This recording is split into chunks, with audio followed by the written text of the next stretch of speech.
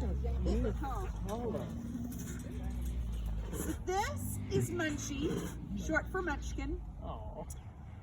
You will notice Munchie is very unusual looking. He has a color variation that is caused by a recessive gene. That particular coat color is called, he's called a golden tabby or a strawberry blonde tiger. Up until very recently, it was not believed that this was a naturally occurring color variation. I will tell you, if you see cats like this in captivity, they were bred to look like this. And a lot of times it is caused by very irresponsible breeding. What would you breed a tiger like that with in order to get a color like that? Because it's different. Oh, okay. But It's what different. kind You of, can make money off of it. so what animal would have, what animal would you pair with it to get that variation? Another tiger, but because it's caused by a certain recessive gene, Got it. they would have to, what happens most of the time is they inbreed Got it. Got to it. make sure that both parents carry this particular gene. So yeah, it just leads to, basically it's a lack of the black Okay. stripes. Are tigers, how do you say, picky about their mates, or will they No. mate with anybody? They will mate with anybody. Okay. They do not care. Just wondering. Yeah, they don't know if they're related. They don't care. Oh, okay, they don't care. Got it. Nope. They're always open for business. Sir, I want to play. Ooh, look at you. you being crazy. But anyway, along with his unusual coloring, there's unfortunately some other things that come with that. His body is very disproportionate. He's very long and has kind of short, stubby legs. His head is kind of too big for his body. We love him no matter what, but it does cause some problems. He also has a pretty severe curve in his spine. And I would not say he is the most emotionally or mentally stable cat.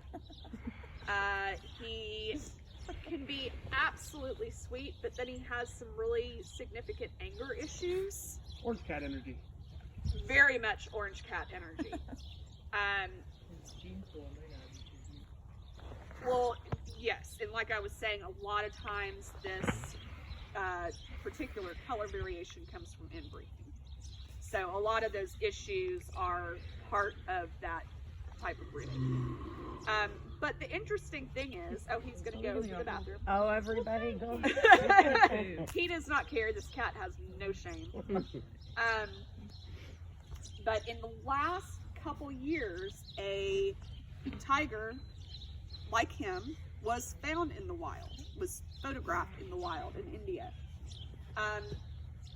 Interesting, because again, for the longest time, nobody thought that this color variation actually occurred naturally. But here's the bad part.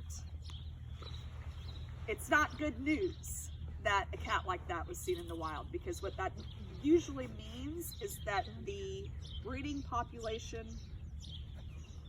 is not genetically healthy. Correct. So yeah, not very exciting that that's happening in the wild. But he's if you haven't noticed, we kind of specialize in excuse me. Oh, There you go.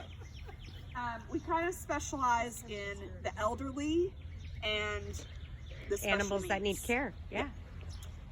And that's what we've, over the course of the last couple of years, we've really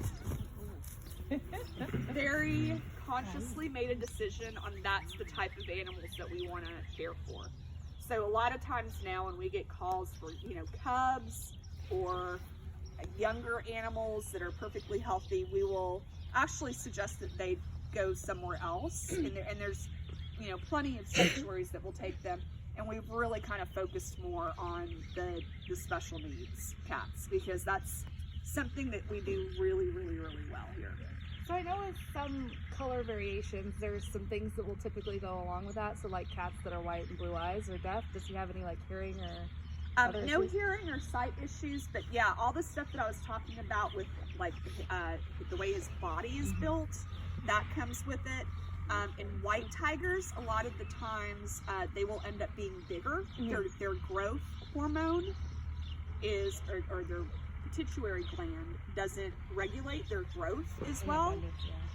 They all are more sensitive to anesthesia, so you have to be really, really careful sedating them. So yeah, they do have certain things that kind of come along with that that recessive gene.